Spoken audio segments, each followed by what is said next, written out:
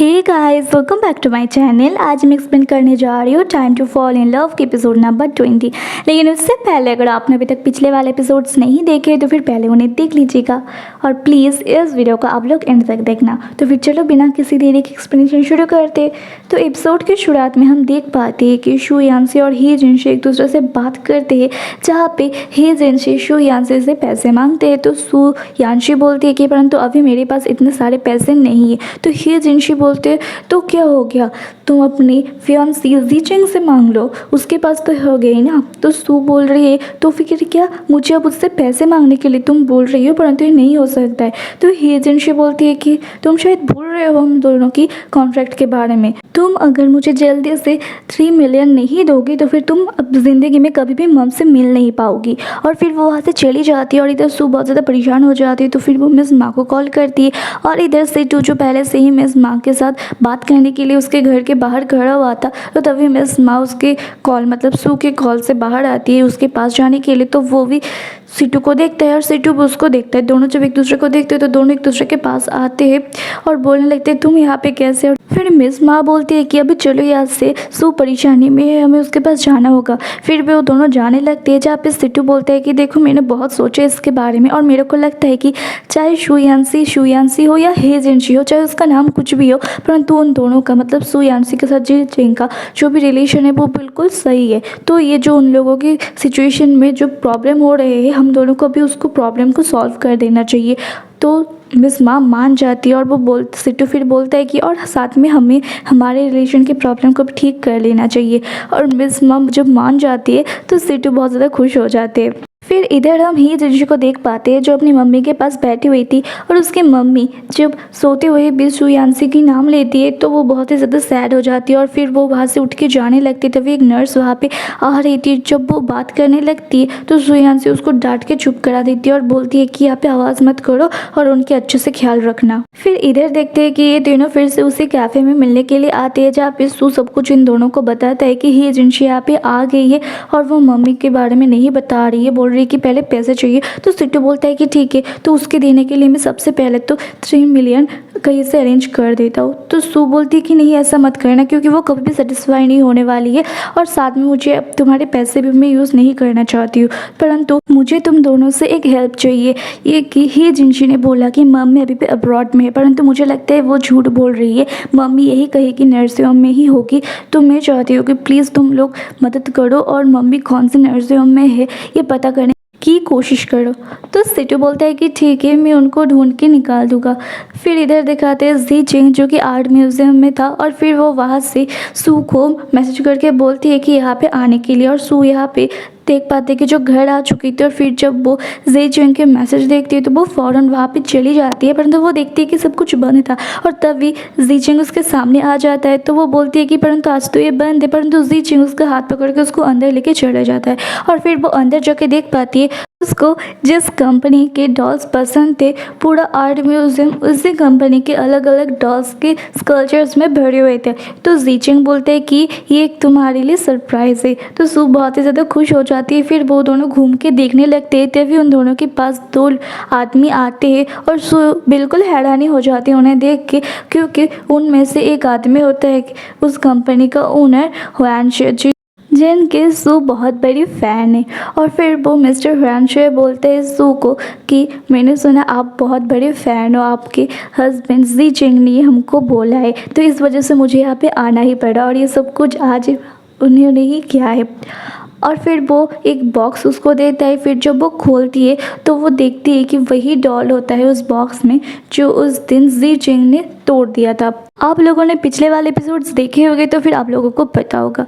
फिर सू इधर मिस्टर हुआनशे को थैंक यू बोलते हैं। फिर मिस्टर हुआनशे भी बोलते हैं कि ठीक है, अब मैं आप लोगों को ज़्यादा परेशान नहीं करूँगा। फिर वो चला जाता है और फिर इधर सू जी जिंग को भी थैंक यू बोलती है और फिर बोलती है कि तुम मेरे लिए इतना ज़्यादा नाइस क्यों बन रहे हो।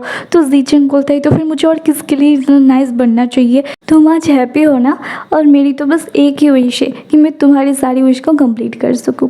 फिर रात को देख पाते हैं कि ये लोग घर जाते हैं बात करते हुए और फिर इधर ही जिनसी को देख पाते हैं जो रात को रहने के लिए एक होटल बुक करने के लिए जाती है, परंतु उसकी कोई भी कार्ड यूज़ नहीं कर पा रही थी वो। फिर उसके पास तभी बैंक वालों के पास से कॉल आता है और वो लोग उसको बोलते हैं कि आपके अकाउंट में कोई प्रॉब्लम है, इस वजह से आपके सारे कार्ड को फ्रीज़ कर दिया गया है। और फिर बेचारी ही जिनशी को वो होटल से भी निकाल दिया जाता है।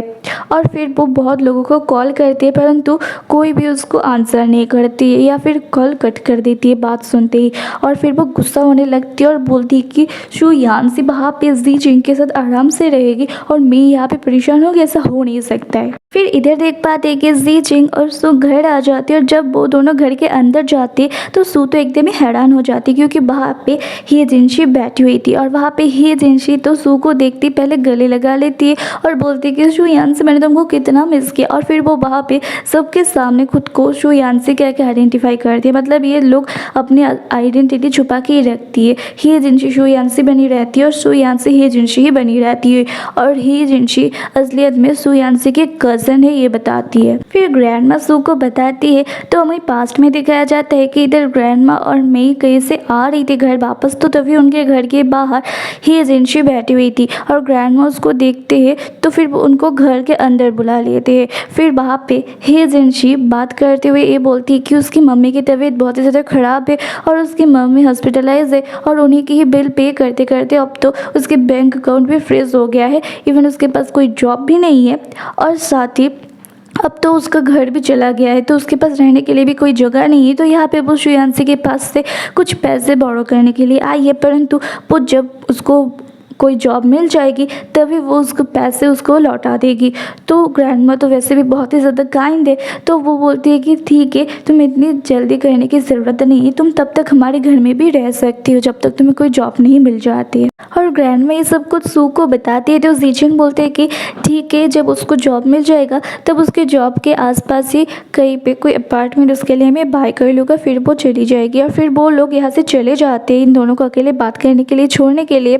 और फिर इधर ही जिनशी शू को बोलती है कि मेरा कमरा कहाँ है, तो सू उसको लेके जाती है उसके कमरे में और फिर उसको जाके बोलती है कि तुम यहाँ पे क्यों आई हो, तुम ऐसा क्यों कर रहे हो, तुम्हें पैसा चाहिए और इसी वजह से तुम यहाँ तक आ गए। तो ही जिनशी बोलते हैं कि तुम्हें नहीं लगता तुम्हें मेरे लिए ग्रेटफुल होना चाहिए, मैंने ये जो आइडेंटिटी छुपाए रखी है ये मैंने तुम्हारे लिए किया है ताकि तुम्हारे सच ना पता चले, तो फिर तुम्हें ग्रेटफुल रहना चाहिए और मैं तब तक यहाँ पे रहूँगा जब तक मुझे मेरे पैसे वापस नहीं मिल जाते। तो सू बोलती है कि नहीं, मैं जी चिंग से पैसे नहीं ले सकती हूँ। तो ही जिनशी बोलते हैं कि तुम शायद भूल रहे हो, अगर तुम पैसे मुझे नहीं दोगी तो फिर तुम अब कभी भी मम्मी से मिल नहीं पाओगी और तुम चाहो तो जी चिंग को बोल के यहाँ के सारी नर्सिंग में ढूंढ सकते हो अगर मम्मी को तुम मिल पाओ तो, परंतु मम्मी यहाँ पे है ही नहीं, मम्मी फॉरेन में है और वहाँ पे अगर मैं पे करना बंद कर दूँगी तो फिर वहाँ के नर्सिंग से उसको बाहर निकाल दिया जाएगा। तुम अगर ये नहीं चाहते हो तो फिर तुम पैसे वापस कर देना, क्योंकि मम्मी को तो फॉरेन लैंग्वेज भी नहीं आती, तो फिर उनका क्या हाल होगा। और सू यहाँ पे बहुत ही ज़्यादा गुस्सा हो जाती है और वो वहाँ से चली जाती है। और फिर उसके जाने के बाद ही जिनशी सोचने लगती है कि सू तो बचपन से ही बुद्धू ही है, अभी भी वो बुद्धू ही है, उसको तो जी चिंग को भी हैंडल करना नहीं आता है। अगर जी चिंग मुझे मिल जाता तो फिर ये सारी चीज़ें मेरी हो जाती। फिर देख पाते हैं कि सू हॉल में बैठी हुई थी परेशान होकर और जी चिंग उसको बेडरूम में ना देख पा के उसको ढूंढते हुए यहाँ पे आ जाता है और उसको देख के फिर सू पानी पीने का नाटक करने लगती है, परंतु जी चिंग को तो समझ में आ जाता है कि वो परेशान है। तो वो उसको बोलता है देखो, अगर तुम्हारे दिमाग में कुछ भी चल रहा है तो फिर तुम मेरे को बोल सकते हो, मेरे साथ तुम बात कर सकते हो। और तभी वहाँ पे ही जिनशी भी आ जाती है और आके जानबूझ के जी चिंग को सुनाते हुए बोलता है सू को, क्या तुम मेरी मम्मी की वजह से परेशान हो, परेशान मत हो, मैंने बोला ना सब कुछ सही हो जाएगा, मैं जैसे ही पैसे अरेंज कर लूँगी तब सब ठीक हो जाएगा, तुम बिल्कुल भी परेशान मत हो। तो जी चिंग बोलता है कि ठीक है सू, अगर तुम अपने बड़ों के लिए परेशान हो रहे हो तो फिर मैं पैसे के अरेंज कर दूँगा। तो ही जिनसे बोलता है जानबूझ के कि नहीं नहीं, आप लोगों ने मुझे वैसे भी यहाँ पे रहने के लिए दिया है, मैं बहुत ही ज़्यादा ग्रेटफुल हूँ और मैं आप लोगों को ज़्यादा परेशान नहीं करना चाहती हूँ। फिर जी चिंग बोलता है कि अब बहुत ज़्यादा रात हो गई तो फिर आप अभी सोने के लिए चले जाइए और फिर वो सू को भी लेके आ जाता है। फिर ये दोनों भी सो जाते हैं। वहाँ पे सू को बिल्कुल भी नींद नहीं आ रही थी, तो जी चिंग को ऐसा ही लगता है कि वो सो नहीं रही है, तो वो सोफे से उठ के आ जाते हैं उसके पास और बोलते हैं कि क्या तुम्हें नींद नहीं आ रही है, परंतु उसके सामने सू सोने का ही प्रिटेंड करती है। फिर जी चिंग बोलता है कि देखो, अगर तुम्हें कुछ प्रॉब्लम है तो फिर तुम मेरे साथ बात कर सकते हो। फिर वो वहाँ से चला जाता है और फिर जाके सो जाता है। वैसे अब इन दोनों के बीच में सब कुछ ठीक हो गया है, तो फिर भी ये लोग अलग अलग क्यों सो रहे हैं। फिर अगले दिन हमें ही जिनशी को दिखाया जाता है जो पूरे कमरे में मतलब पूरे घर में घूम के सू के सारी चीज़ें देखती है और सोचती है कि ये सारी चीज़ें तो मेरी होनी चाहिए। फिर वो ऐसे ही घूमते घूमते उन दोनों के बेडरूम में भी आ जाती है और जब वो नोटिस करती है कि ये दोनों अलग अलग सोते हैं तो उसको लगता है कि शायद इन दोनों के बीच में सब कुछ सही नहीं है। पर वो वंडर करने लगती है कि इन दोनों में प्यार है फिर भी ये लोग अलग अलग सोते हैं या फिर इन दोनों के बीच में प्रॉब्लम है कुछ। अगर इन दोनों के बीच में प्रॉब्लम है तो फिर ये तो मेरे लिए बहुत ही अच्छी चांस है। फिर जब वो जा रही थी तभी वो वार्डरोब खोलती है और वहाँ पे वही एंजल टीयर्स नेकलेस होती है जो सू की मम्मी ने मतलब उसकी भी मम्मी है उनको दिया था, मतलब सू को दिया था। और फिर वो उसको दिखता है और फिर इसी के साथ एपिसोड यहीं पे ख़त्म हो जाता है। अगर वीडियो यहाँ तक देख रहे हो तो फिर आपका बहुत बहुत शुक्रिया और प्लीज़ वीडियो पे लाइक शेयर एंड कमेंट ज़रूर कर देना। और अगर चैनल पे नए आए हुए हो तो फिर चैनल को भी सब्सक्राइब ज़रूर कर देना। मैं फिर से मिलूँगा आप लोगों के साथ इसके अगले एपिसोड के साथ। तब तक के लिए अपना ध्यान रखना, दूसरे का भी ध्यान रखना। Bye bye.